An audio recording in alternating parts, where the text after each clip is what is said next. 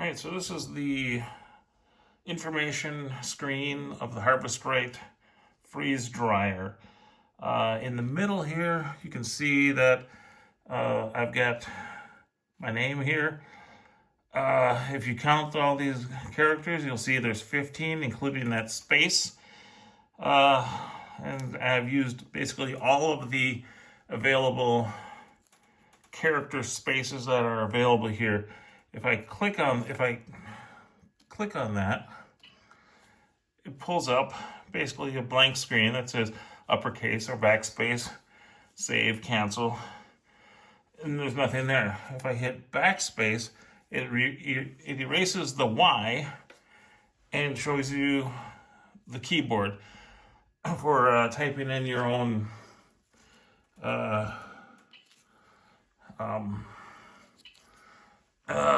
name or whatever. If you're considering a freeze dryer, you're certainly not required to name it, but it does add a personalization to an otherwise boring machine. That is the center. Then up in the left is this leaf. Press on that. There's this Harvest Right is the Pro model, small, and let's see what I get up in the top or on the left. It says freeze. I can turn that on if I want to. I'm not going to turn any of these on. The left here is freeze. I can turn that plus the vacuum on to test the freeze function of the freeze dryer without testing anything else. Or I can, along with the vacuum, turn on the heater to test the heat of the trays for the drying section. Or I can hit just the vacuum just to check the to make sure that the vacuum pump is creating a vacuum, getting me down to less than 500 millitors. So you can see right now I've got 62,000 millitors on here. My room is at 65 degrees. The trays are at 68 degrees. And it tracks all that for me. Then on the right here is the auxiliary relay. On older machines, these used to be called a drain relay, and owners could switch between the heater and the drain relay in case the heater relay isn't working. They'd be able to switch over here. I would suggest not using this because you might, if you mess something up, you might void your warranty. If you're willing to take full responsibility for voiding your warranty and fix the machine on your own dime, then go ahead. You can use it for like a custom drying mode or adding functions like a fan. There's some other things that are available on these newer Pro models. The Pro models are started shipping in August 2023, and you can't get the older models anymore. Then when you're done with using that, up in the upper right hand corner is the version that I'm on. The version is basically over on the right here. Where is it? Right there. Right here on the side of the machine is a USB port for hooking up a flash drive to download updates that you may have pulled from your computer, online, or laptop or whatever. For updates, you would turn off the machine, not necessarily unplug it, but turn it off in the back, and then put the flash drive in, turn it back on. It will bypass the startup portion of the machine. It'll download the update and then restart reboot the whole process.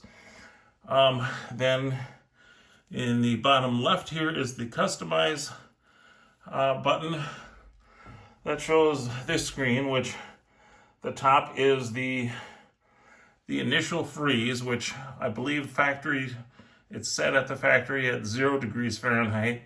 You can take it down to like 10, minus 10, minus 20 if you want to start it lower. That might be for I don't know, high humidity climates or low. I don't know. Maybe it might be low humidity climates. Or hot, warm. I have no idea what the reasons why you'd want to go lower.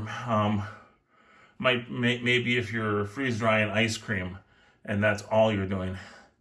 Then the next line down here is the extra freeze time. Factory set is, I believe, 1 hour, maybe 2. I'm currently at 15 minutes. I'm actually going to change that to 0 because I pre-freeze all of my food that I'm putting into the machine before starting this, so that I don't need to use the freeze function to get this to go into the freeze drying mode. It will go into the freezing mode for a while. It might it cuts it down, I think, from maybe 6 hours down to 1 or 2 hours to get the before the vacuum pump turns on and creates a vacuum pressure. The dry temperature at 125 degrees Fahrenheit is also preset at the factory. That you can go down lower. I'm not sure why you would want it to be so low, but maybe there are certain foods, like I've had some problems freeze drying plums, that they don't freeze dry all the way. I might want to go into a higher mode. You can see right at 130 it says candy or high temperature mode. There is a candy mode that will toggle on to 150 is the highest it goes. There is a candy mode that will toggle on to the main screen after you load the machine and start it, that if you are freeze drying candy, you would probably use you would turn that on to use the candy mode. If you don't turn it on, it will still freeze dry the candy, but it will actually take it through the freeze portion before it heats it up. And it's, even though it's called freeze drying candy, you're not really freezing the candy. You don't need to. The older models, it would take you through the whole cycle and freezing the candy and then bringing it up to a high temperature and drying it out completely. There's almost no water in candy, so there's no reason to freeze it. You can go right into the sublimation process, which is the high temperatures, and the higher the temperature, the faster it goes, and it usually takes about 3 or 4 hours. The extra dry time is after the machine has figured out, okay, has this is the food frozen? Yes, and now I've gone into the dry mode, and it figures out it sublimates the water out of the food, and at some point it'll say, like, okay, the food is done sublimating. I can't get any more water out of there, and it will think that it's done. That's not always the case. The machine only knows as much as it's programmed, and if the programmers, the machine has in my case, it has 4 shelves. The bottom shelf is what it usually goes off of to figure out if it's done or not, because that shelf is the lowest temperature. Of my 4 shelves, even though it says dry temperature 125, the top shelf might only reach 120. the bottom shelf 110, and the middle shelves will receive 125. Again, it goes off the bottom shelf because it's the lowest temperature, but it doesn't know if your food is dry or not.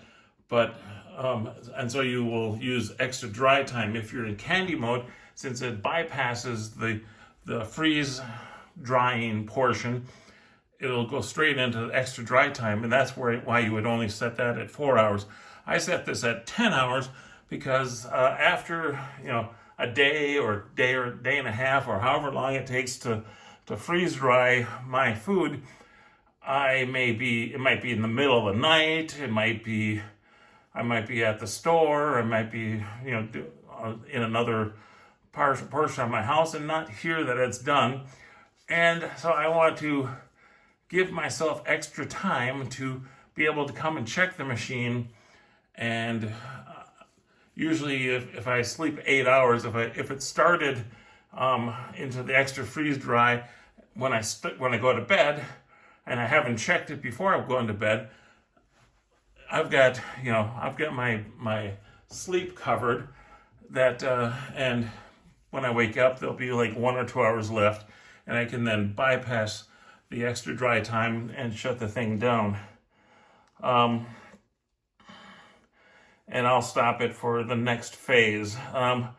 Then, if all these things, you can go to the factory resets. You can reset to the factory by hitting that. You can hit cancel if you don't want to have changed anything.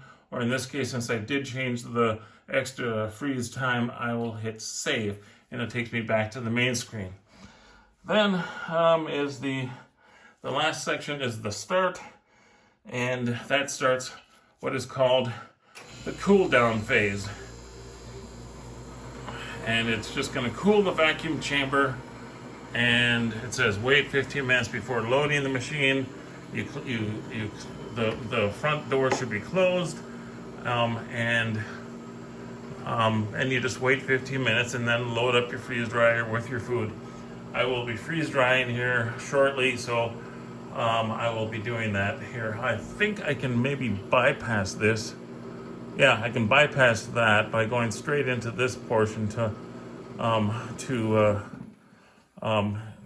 do that, or I can hit it a second time and hit the leaf a second time and stop the whole process. But I will start that again. Now, since I started it once before, it's going into a freezer restart, and because it started up using the condenser pressure, and it needs to equalize before it restarts the 15 minutes. So now I'm actually waiting 20 minutes before it gets started. And that's what, that's the end of this section of the freeze dryer review.